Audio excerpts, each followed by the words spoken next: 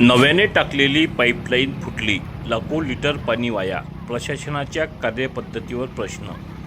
अंजनगाव सुर्जी शहराला पाणीपुरवठा करणारी मुख्य पाईपलाईन खोडगाव रस्त्यावरील स्मशानभूमीजवळ फुटल्याची घटना आज दिनांक 3 फेब्रुवारी 2026 मंगळवार रोजी सायंकाळी सुमारे 6:08 समोर आली. या घटनेमुळे लाखो लिटर पाणी वाया जात असल्याचे व्हिडिओमध्ये स्पष्टपणे दिसून येत आहे. विशेष म्हणजे ही पाईपलाईन काही महिन्यापूर्वीच नव्याने टाकण्यात आली होती. मात्र अल्पावधीतच पाईप फुटल्याने कामाच्या गुणवत्तेबाबत प्रश्न उपस्थित होत आहे. गळतीमुळे मोठ्या प्रमाणात पाणी रस्त्यावर वाहून जात असून नागरिकांमध्ये नाराजी व्यक्त होत आहे.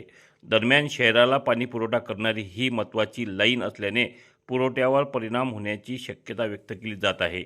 आता महाराष्ट्र जीवन प्राधिकरण उपविभाग अंजनगाव सुर्जी येथील अधिकारी या गंभीर प्रकारावर काय उपाययोजना करतात याकडे नागरिकांचे लक्ष लागले आहे.